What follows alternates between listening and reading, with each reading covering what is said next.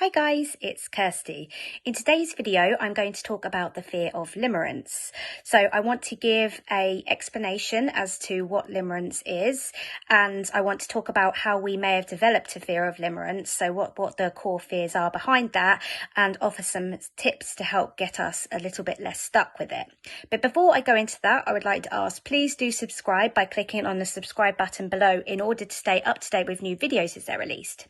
So firstly, I'd like to begin by giving a brief description as to what limerence is, and then listing some of the manifestations of limerence according to the website that I found.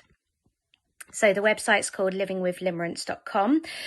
Says, limerence is a mental state of profound romantic infatuation, first defined in the 1970s by psychologist Dorothy Tenev.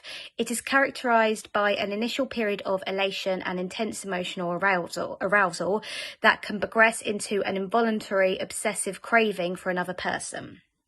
So some of the manifestations of limerence, according to this website, are as follows. Frequent intrusive thoughts about the limerent object, who is a potential sexual partner. So the limerent object being the person that somebody's fixating on. An acute need for reciprocation of equally strong feeling. Exaggerated dependency of mood on limerent object's actions, elate when sensing reciprocation, devastation when sensing disinterest, inability to react limerently to more than one person at a time. So essentially, the person with limerence can only be focused on one person at a time. They can't feel this way about multiple people. Fleeting relief from unrequited feeling through vivid fantasy about reciprocation by the limerent object. So in other words, in order to escape the feelings of, sadness, whatever stress that may be brought on by the feeling of unrequited feelings, that person would then indulge in vivid fantasies about it being reciprocated to bring about relief. Insecurity or shyness when in the presence of the limerent object, often manifesting in overt physical discomfort, sweating, stammering, or racing heart. An aching sensation in the heart when uncertainty is strong. A remarkable ability to emphasize the positive features of the limerent object and minimize or empathize with the negative. And a strong desire for exclusivity. So those are some of the ways that limerence can manifest itself in a person. So I suppose if somebody was to be suspecting limerence, that would be some of the ways that they would identify it. So some might say, well, that's just love, isn't it? But actually, when we read into this properly, we see words like obsession and intrusive thoughts, and we see like strong discomfort and sort of inability to sit with uncertainty when it comes to limerent object. And you see that actually somebody who has limerence is actually suffering quite badly. They're feeling very distressed. They're very, very distracted with thoughts, constant thoughts and obsessions and fantasies about the limerent object, which actually, but that's not just love. Not everybody who feels love feels that person is actually, having a difficult time with what they're experiencing with limerence. So, when it comes to OCD and perhaps a fear of limerence, it would be useful to maybe work out how somebody with OCD may stumble across the idea of limerence. And I would imagine that it would come from somebody with OCD experiencing intrusive thoughts or obsessions surrounding maybe their relationship or an ex or something.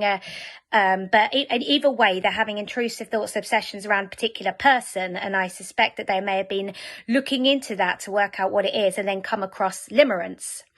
And for whatever reason, that person may read about limerence and be like, oh my God, that's horrible. That's awful. I'd hate to have that. And that could be how that fear could develop. So that person's trying to work out what's going, get a bit more information about what, obsessive thoughts, intrusive thoughts about a particular person. And of course, when you read about limerence and you see words like obsessions, discomfort, uncertainty, intrusive thoughts, you can see how it could kind of get confused with certain obsessions that somebody may be experiencing with OCD. So I'm not a psychiatrist, so I don't know loads about limerence itself, but I can see how somebody who is suffering from certain obsessions could get stuck on the fear of having limerence. So what I now want to talk about is why this could become a fear for somebody and how they can start to reduce that fear. So firstly, the most obvious one that comes to mind is if somebody is experiencing relationship OCD. So it might be that somebody experiencing relationship OCD is having intrusive thoughts, perhaps about an ex, perhaps, and they see that as a threat to their current relationship, for an example. So that person may have looked up those feelings and come across limerence and been absolutely horrified to read about how it can be so consuming and see it as a threat to their current relationship. So really this person maybe actually the fear comes down to they're fearing having limerence once they've read about it, but actually that fear is maybe driven by the core fear of losing their current relationship. So that person would need to start disputing that they could stand it if they had limerence and it was to ruin their current relationship, they could stand it. So it would be identifying the fear that or the irrational belief that it would be awful if my relationship ended because of this. I couldn't stand it. I couldn't live without this person. So then you would want to start disputing this. So you could look at the fact that you lived without that person for a certain amount of years before and the world didn't implode upon you.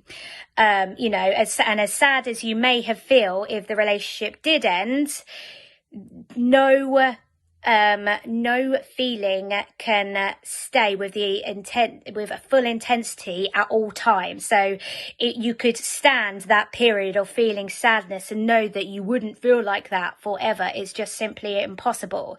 So, and then you want to look at the kind of benefits of letting go of that irrational belief and changing it into something more flexible. Like, I could stand it if I lost my partner because of this, and list reasons why you want to take on this new belief, because then you can be more in the moment with your partner. Maybe it frees up headspace to start making new plans for you and your partner, or you can be in a moment more with your friends. You can concentrate more at work. Maybe you'd be sleeping better. So really list those benefits to sell that idea to yourself that you can change your rational belief to something more flexible when it comes to losing your relationship. So another reason why somebody might read about limerence and fear it is the impact that it might have on the rest of their lives. So, for example, somebody may fear being so, if somebody's got suffering from fear of fear, for example, they've been experiencing OCD for a while, they've started working on their recovery, and they're now kind of feeling fear of fear and discomfort. And then they read about limerence and they're like, oh, that sounds really uncomfortable. Like the idea of being, completely focused on somebody and how embarrassing and, whatever, all these things. So then that person might benefit then from recognizing that what they're fearing is being stuck in some way, whether, OCD or sort of with limerence. So it'd be looking at the fact that they can live tolerating these symptoms, and they can look at how maybe they dealt with their OCD previously. The fact that, yes, it was incredibly uncomfortable and distressing, but they got through each day. They still had a roof over their head and food to eat, and they still experienced some moments in the day that were pleasant. So if they could have that when they were experiencing their OCD when it was bad, if they were to develop limerence, then they could cope with that as well. They would still have that roof over their head. They could still experience nice moments in the day. They could still exercise or pursue their hobbies, but they would also be experiencing the discomfort that might come along with limerence alongside that, as they had with OCD previously.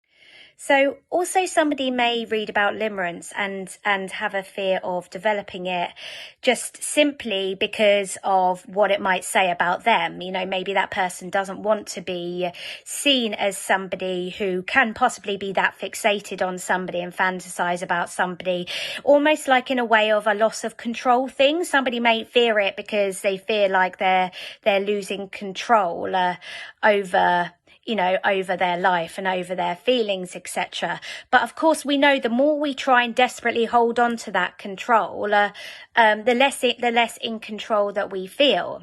So again, that person can look at the fact that they, surely they can, in order to not feed into this fear of limerence, they can look at accepting the fact that they might develop limerence and they might feel a bit out of control, and they might feel like their emotions might be dependent on somebody else. And also looking at it, the way that we deal with OCD, we talk about exposures and not avoiding the feelings of discomfort, and we talk about disputing fears and irrational beliefs. Now, I am not a psychologist. However, surely these things can be applied if somebody is indeed suffering with limerence, if they genuinely were experiencing limerence, it wasn't an OCD fear or something. There would still be ways that person can, go to see a doctor or a psychiatrist and learn or whatever, learn ways to cope with it and to manage it. It may be disputing of irrational beliefs surrounding this person, or it may be tolerating uncertainty or discomfort. But there would be ways that person could look into getting treatment for it, the same way that with OCD, with OCD or anxiety or depression or other mental health conditions, there is treatment available. We are in a day and age where there are support groups, there's information available on the internet, there's communities for specific things that people are experiencing. I mean, there's communities for OCD, not just OCD, but dependent on the theme that you might be suffering, there's relationship OCD, communities around. It's that specific. So we're lucky to be experiencing what we're experiencing in this day and age. We're not lucky to have it, but we're lucky to be experiencing it in this day and age. And the same applies for if you were suffering from limerence. It's not something that needs to be feared, regardless of what that fear may mean to you anyway, whether that fear is distracting you from your everyday life, making you feel like it could be a risk to your relationship, or making you feel out of control, whatever that fear might be. It can be that those fear levels can be brought down by disputing the irrational beliefs surrounding this. And even if it was limerence, if you were experiencing limerence, there is help available for these things. So kind of wanting to control this and definitely not wanting to have limerence, it's all counterproductive. It's all feeding into the fear cycle of, exaggerating the fear of developing this thing. So I hope this video has been useful in terms of talking a little bit around limerence and how it's described, how it can how somebody who is suffering from OCD may come across limerence, because there, as I said, there are words like intrusive thoughts, distress, uncertainty, obsession. They're talking about when this person is around their limerent objects, they feel, sweaty, and it almost describes anxiety symptoms. So you can see how somebody may get confused between what they may be experiencing if they're having obsessions over a specific person and limerence. And then you can see how fears can develop over having limerence. But I hope this video has been useful, and do take care. Bye bye.